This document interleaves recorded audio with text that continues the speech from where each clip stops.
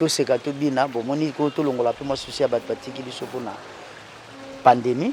Donc tout ce que to sekapé to bina votre album, l'album du procureur, l'album de Pavarotti, l'album de Porta Grâce Padre Pio, pas au-delà de 10 titres. Oui, de toi tout me vient, c'est à toi que je vais tout rendre. Prends-moi par la main, montre-moi tes chemins, baby. Permets-moi de savourer le bonheur inattendu d'être aimé. Oh, baby ke nande mabete mwana mobali wana soka laleli yongonda. So laleli yongonda donc mabeza. Sisika chérie mon cœur. Sisika bouquet de roses oh maman. Sisika liboke. Liboke yo la milinga sisi na mekai. Ngai na yokaku. Liboke yo la milinga sisi na mekai. Dokota rabina, na kokota na po ya artiste pe.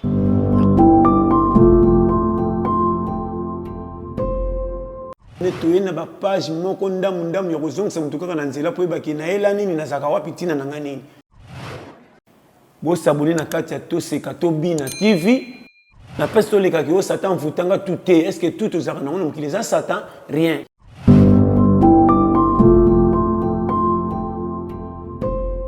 Bonjour et bienvenue na bino nyonso balandinyo so bomesana kolanda biso bongo na YouTube na Toseka Tobina TV. Nous vous disons un grand merci na bisika nyonso bomesana kolanda biso. Et nous c'est l'information et cette information nous la cherchons à la source. Et nous ne faisons que chercher au bino bosenga rabiso to lukela bino juste car rapport na ba informer bino to yeba évolution na bango, comment est-ce que ça marche, est-ce qu'ils existent ou bien baza sous-souté. Et aujourd'hui na Toseka Tobina to yeli bino vraiment makambu kitoko makambu malamu oyo bino bokozala nango pe bokosepela nango to yambi pona bino lelo artiste musicien Boalontin. Et Boalontin aza moko ya ba musicien oyo abanda parcours na ye bisika to yebele makasi na wenge musique à maison mère. Mais aujourd'hui à quoi expliquer biso pourquoi aza sous la maison mère qu'est-ce qui est arrivé puis lelo azo kanisa nini. Voilà un peu menu à émission ya mokolo lelo tokosala yango toza bongo accompagné na Dieu merci Bioka o azape coordonnateur ya Toseka Tobina et puis le grand réalisateur Ice Rosinzinga oyo azotika biso te bazoko bako accompagner biso.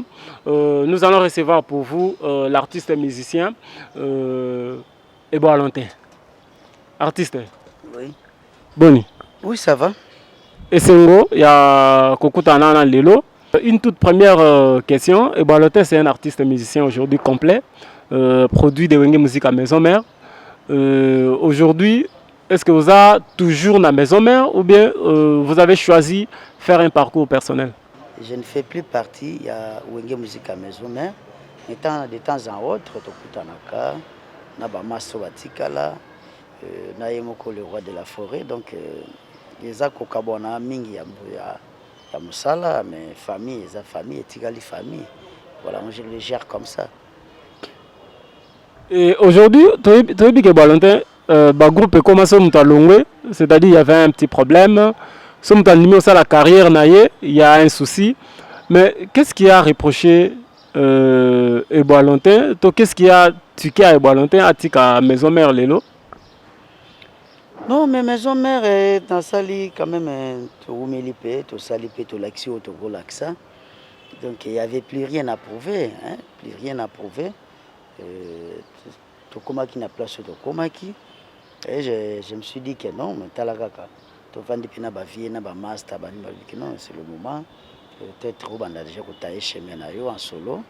Et vous allez très bien parce que vous avez na ba nsembo, vous avez na ba nini. Je ne pense pas que awa vous en attendez à Kobimisango tout. Donc bakopé moko après tant sur 2 ans, 3 ans. Même tout ça la 5-6 chansons dans 3 ans yo moko. Donc tant mieux souffrir seul et réussir avec des amis. Donc on le baki avant le bosola na ensemble. Si solo comme tel mais il y a déjà na ba dire nanga na ba émission nanga précédent à comprendre qui déjà et puis c'était allé comme ça non que IP na longwe mais ils a vie voilà il est permis chacun de nous pour na art à un moment donné batwa kabwana donc ils a ranking te akanda te zuate parcours ya Valentin na wenge muzika maison mère est-ce que ko reprocher nini na passé na maison mère ko reprocher na sens nini donc le moko reproche mo eza makasi to le moko déranger makasi par rapport ya parcours na maison mère na habité il y a des fois injustice ezalaki il y a des fois esengo ezalaki il y a deux makambo mabe ezalaki malamu pe ezalaki mais je préfère que deux amis na longueur ya bien parce que mabe esalaka moni so moto alobela mingi mabe et continue à recevoir bateau. Mais le plus important, je suis Valentin. Grâce à Werason, on a parcouru le monde. Donc, si je prié, on a tamboli fimo bamboke belé Afrique. Kaka na savoir-faire tout ça qui na maison mère. Et ça continue comme boire fruit, mais le plus important, c'est que tu kabona qui met solo la katoa binemité. Un grand parcours avec plein de succès et aussi des moments de joie. Et Valentin aujourd'hui au long de maison mère au sali mouvement aux évoluer yomoko aux kanisani nazo kanisani nazo kanisa o nyoso artiste akanisaka a réaliser disque naie a récolter ba fruit nango et a continuer toujours carrière naie ko continuer ko lakisa ba ko savoir nayo na ba multitude de formes nango pas comprendre que tam se Valentin robeta rumba ko tunko so ko mona Valentin pe ba mona tam suna centre Wallonie abeta genre musique kaka ya Congo mais tam suna bandenge mususu tam so mona al de la Gombe tam so mona na festival moko bona ma mususu à part rumba o eza la mère de notre musique. Une toute dernière question par rapport à Wenge Musique à Maison Mère. Avant Formidable Bimaka, to yokaka makele le moko, il fallait qui et Valentin na musicien mususu. Oh bazaki ba ancien à Maison Mère na pour ne pas lui citer déplique, il fallait que na Formidable. Qu'est-ce qui s'est passé? Non mais toi tu m'informes, hein, na évité aux gens informer ngai franchement na évité sur l'idée de mana ebisa que le soloana.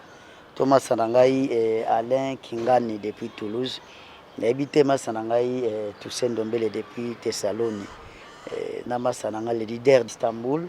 Rien à benga etino matoko. Habité son habitat les solo na vie nanga di deboyo koto père nanga mimi la ifeta. Je ne pense pas. En tout cas nazwa qui ngopete donc je ne sais pas, c'est toi qui m'informe. Papa reste toujours un papa pour ses enfants. Quel que soit les cas, quel que soit nini bana tu bazaka bana papa. Bon, les informations, nous les avons parce que Bisopé Tozaramaka, c'est sur YouTube, nous travaillons sur YouTube. Si j'ai posé une question dans c'est juste pour savoir est-ce que les lois et Valentin, n'a pas mission à évoluer là-bas, on a bateau à évoluer là-bas. À quoi comme ma bango, car on est dans la maison mère ou bien et Valentin a un système moroboya au sala pour ne pas reprocher vraiment maison mère. Bon, je ne suis pas là pour ne reprocher maison mère. Non, je ne suis pas là. Donc maison père, maison mère. Ils ont la maison père, maison mère, ils ont problème té, ils ont libakou, mais ils ont ma bête maison père, maison mère. Non mais c'est comme ce beau salaire en racico. Non, nous nous repérons très bien chagat. Il y a ma bébé qui prochaine sur la télévision, surtout na ba direct. Tam si yango to ngolo ba mais bimi déjà. Comme ils ont qui direct, de toute façon on a na sens wana. Voilà. Donc on a reproché maison mère, ceux qui nous ont reproché maison mère.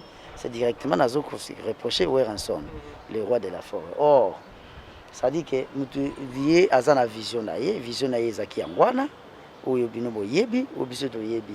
Et bon le temps pas une vision ou peut-être faut le cas l'axe battu. Hein, vous comprenez on a ba ndenge toujours évoluer toujours ça la carrière vous comprenez parce que rien qu'on de part ou yeba en réalité pena idée à mon tout penza penati comprendre masananga bari tout cool Samson alobaka donc voilà. Voilà, merci beaucoup. Quant à nous, nous pensons à Yondo, il a pas cette information. Non mais limité, mais... Curieusement, ni yo ni déplique. C'était quoi? Il déplique à côté dans le studio. Parce qu'on est des frères, hein, on se visite.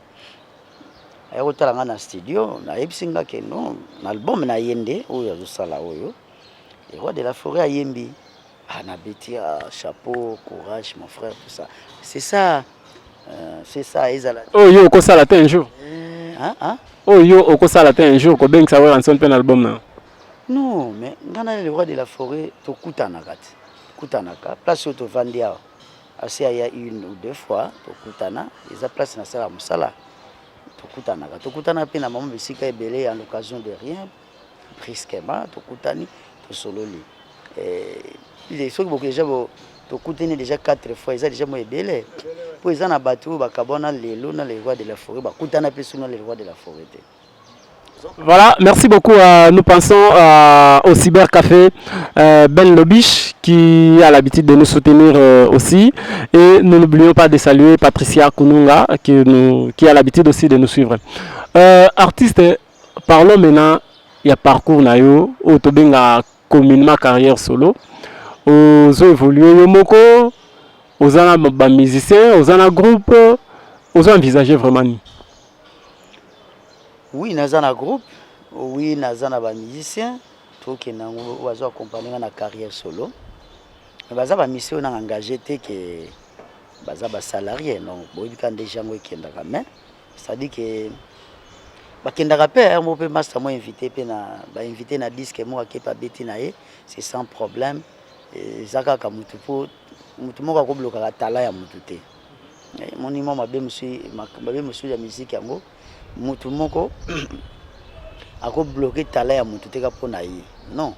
Okozala au travail awa mais oza solliciter quelque part.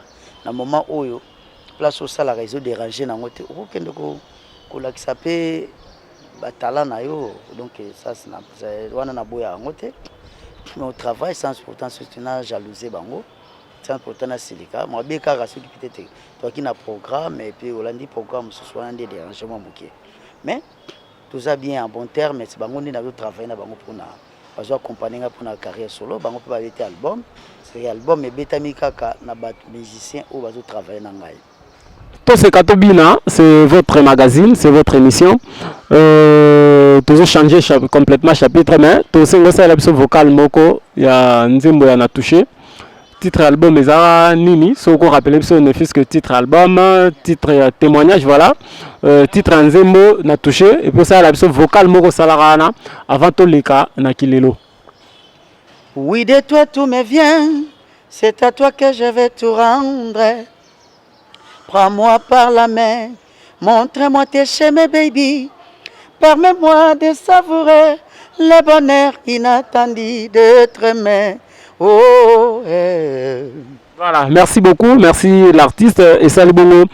Plaisir na Tantine Gina, na Canada, à Zolanda Biso na Canada, en tout cas un grand merci à vous. Aujourd'hui, album na yo, titre nango ezanini et puis toko zelango pour quand? Ouais, album, il y a artiste Nabino, Pavarotti, Padre Pio, mais c'est le procureur. Voilà, combo Zwisika. Padre Pio Yeka Mikolo. Padre Pio Yeka Mikolo.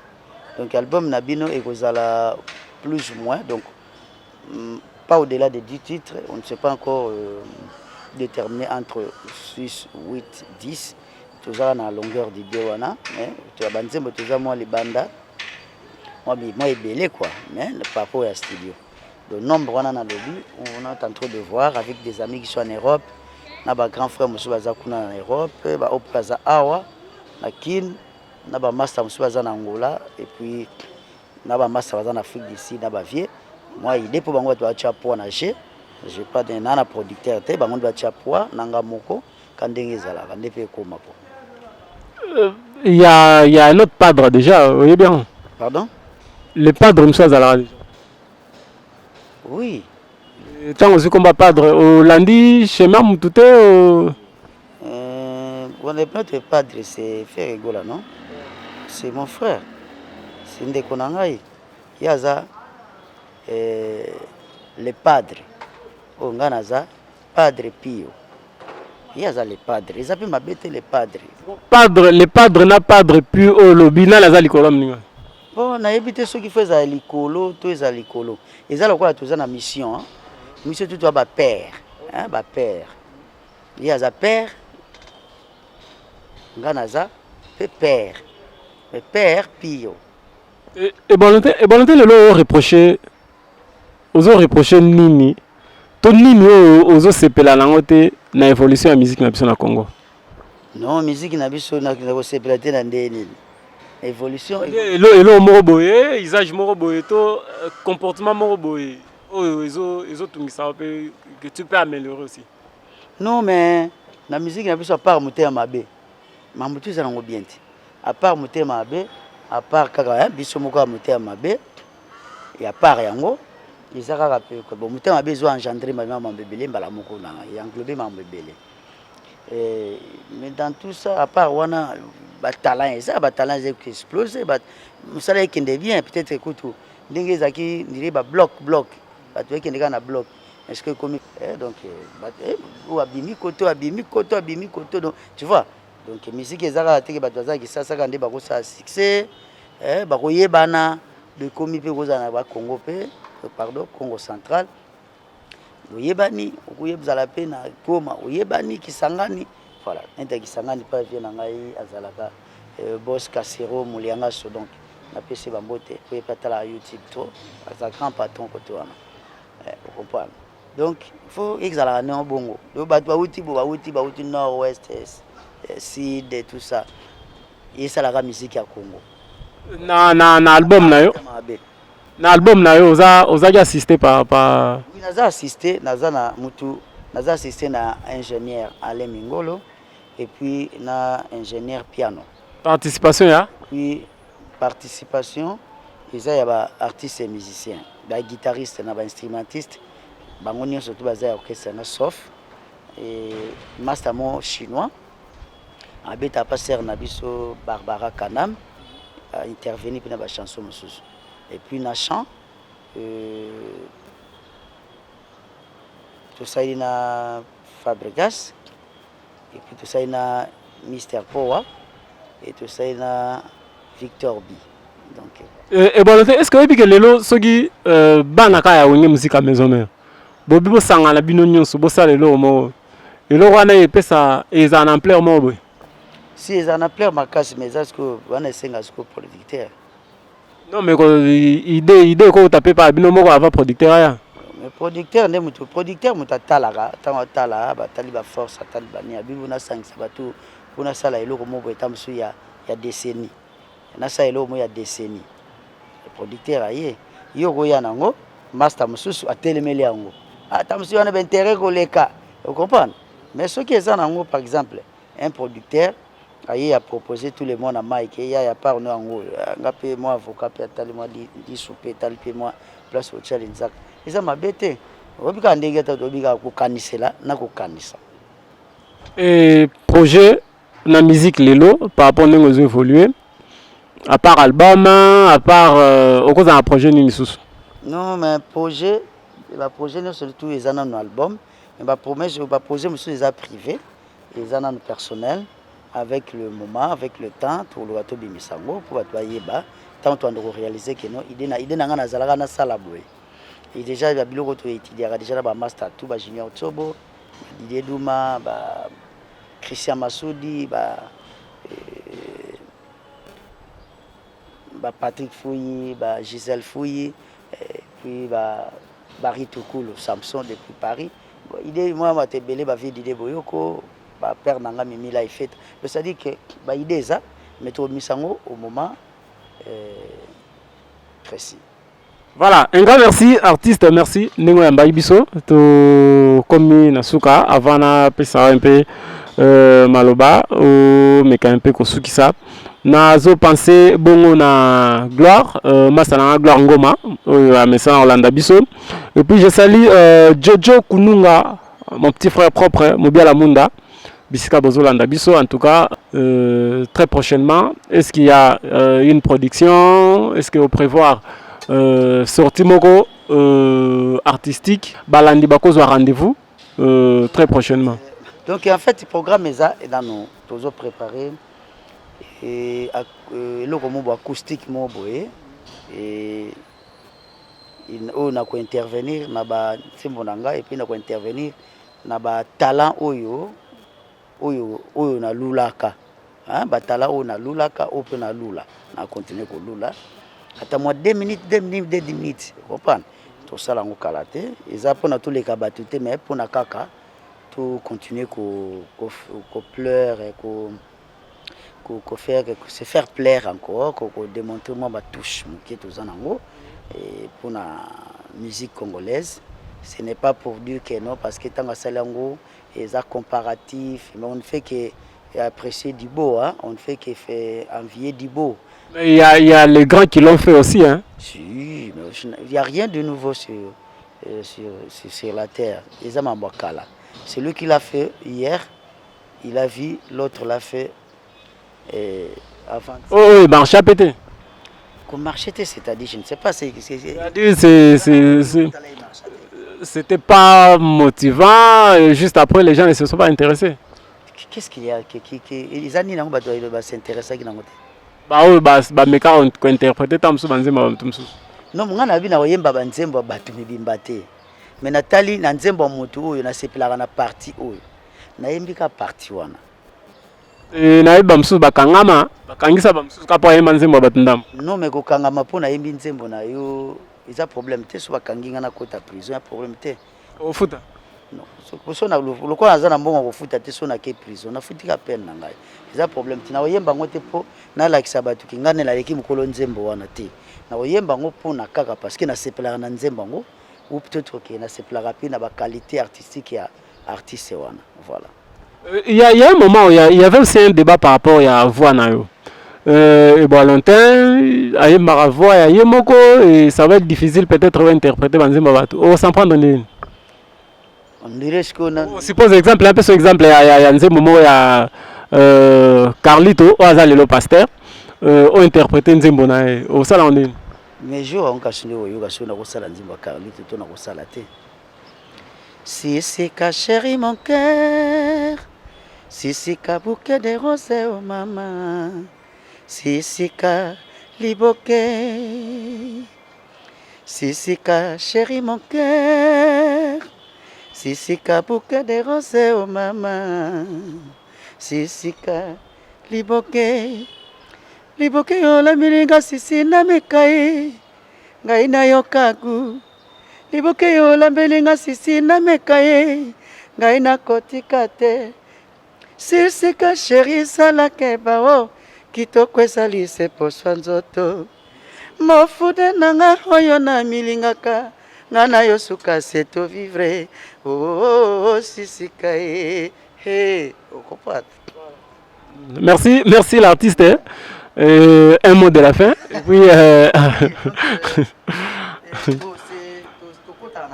tokokota na po ya artiste tokota na tokota na po ya artiste pe na koti na poso na ye na koti te po na leki ye non et po na kaka ki parce que na sepela pe poso na ye na sepela pe na poso na ye pourtant monsieur ye pe sepela na poso na ngai vous comprenez eza ba morceau mususu so kaka meki en tout cas ba interpeller net ya nani bon nayebi kana yo sala sko yo ke tam mususu eza ba indice mo boy mais toi na ba grand patron ba kolandela pe biso mais ata na ndenge ya nini te tu pas besoin peut-être batwa kanga biso mais ce qu'il faut ba kanga parce que na bi morceau il y a un grand de chez nous ou il y a master moko de chez nous c'est pas un problème je ne serai pas la première personne à être incarcérée peut-être parce que ce qui nga ba kangisinga eza mabete mais vous savez plaisir bando kanga batu nyonso bazaka ba imba banzemo na biso na ba bar nyo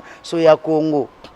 Na aussi aucun Afrique du Sud okuti ba musiciens bazaka kuna ba betaka aucun na Kenya pas vient na ngai po wa Sokoto na Kenya ukuta ba Tanzanie pas vient na Rami Amis okuta so okuti aucun na Uganda okuta pas la référence de Kampala Pito Lukaya ukuta ke ba musiciens bazaka so okei na Beni ukuta ba musiciens bazana lobeso za kuna je comprends azaka kota ba Beni kuna donc Voilà. Temps présent, au Tchara, une chanson. Temps présent, oui, une chanson. Boulawayo, c'était aussi une belle chanson. Est-ce que bah permettre à Bino beau travail promotionnellement par rapport à Nzembo Labinomo? Dans ce sens, Pour Nzembo, ils arabes bien, mais c'est comme si ils ont canadé. Nzembo lingama artiste go. Ouais, misala yango moko. Nzembo misala yango moko et connaître ba problème nango mais de toute façon attend ko le belango te lelo, c'est déjà passé, qui est passé. Surtout on dimagi to lia lo soit pembe na pandaki ba mso alia ki ya soupe. Mais le quoi biso to tanela ki lobby, ça ce problème te. Ils ont pas. Donc et misala yango moko ils ont continué comme misala yango moko voilà. Merci beaucoup. Malobezagi ya mitule za ya biso, ba réponse ezagi bongo ya Ebo Valentin. Na réponse nous a dit que Ebo Valentin a kokoyemba Nzembo ya notre artiste c'était d'après vous. Ouais. Mais d'après ce qui suit Ebo Valentin à chaque pas, ba ebi ke nande mabete mona mobali wana soka laleli yongonda. So laleli yongonda donc mabeza. Je profite na pesa mbote na maman Micheline Lukumu et puis na Naomi Lukumu donc on a moi si pe moi na père nangai mimi la fête avec la pressing autre chose na pesi mbote na Portagrâce na pesi na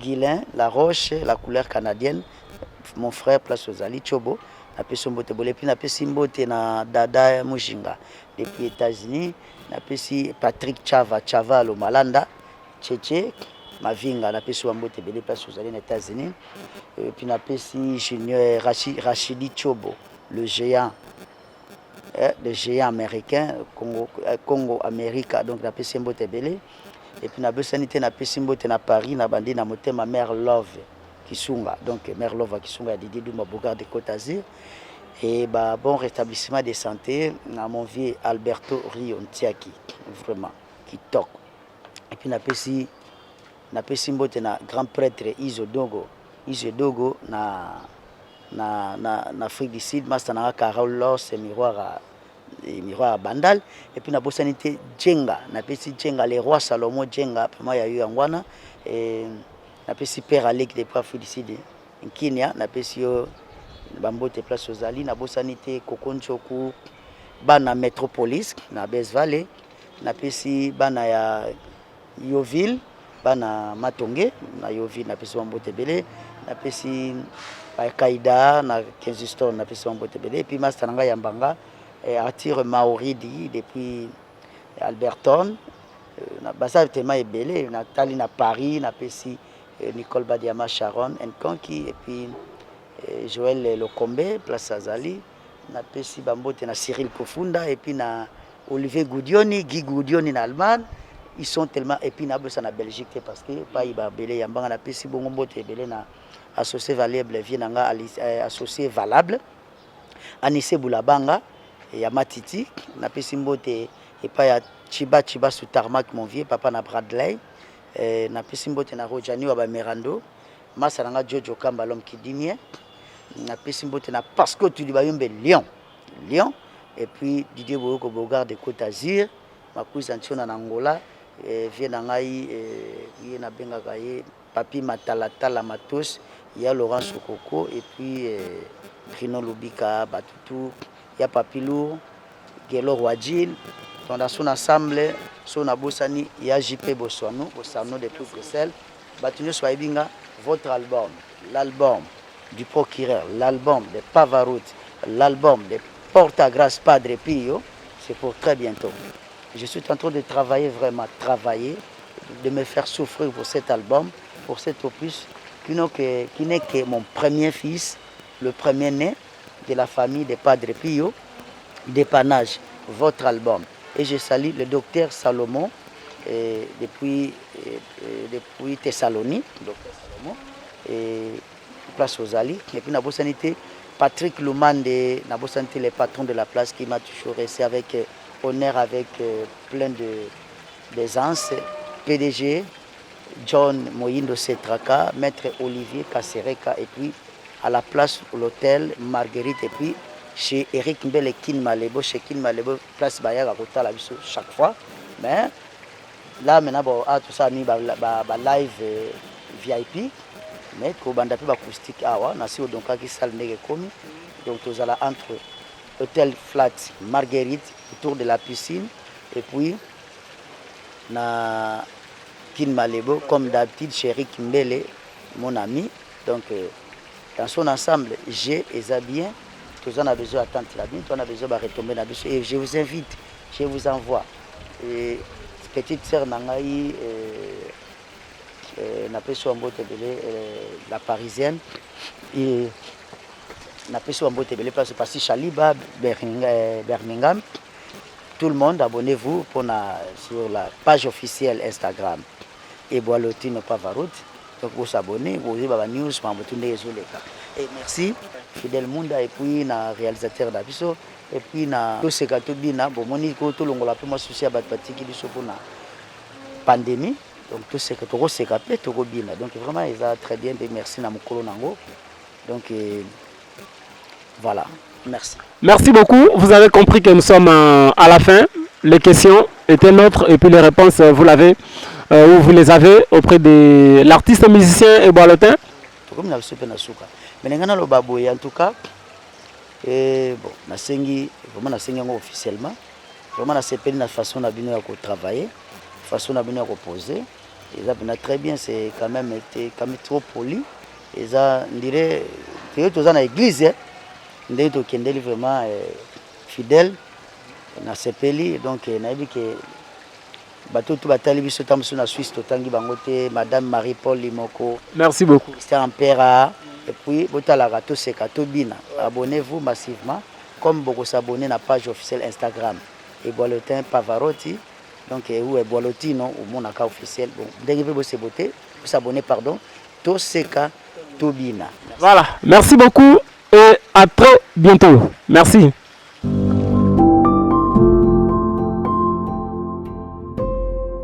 Netoye na ba page moko ndamu ndamu ya kozongisa mutu kaka na nzela po ebaki na elani ni nazaka wapi tina na ngani. Bo s'abonner na kati ya Toseka Tobina TV. Na peste to leka ki o Satan vutanga tout est. Est-ce que tout ozaka na mokili za Satan rien.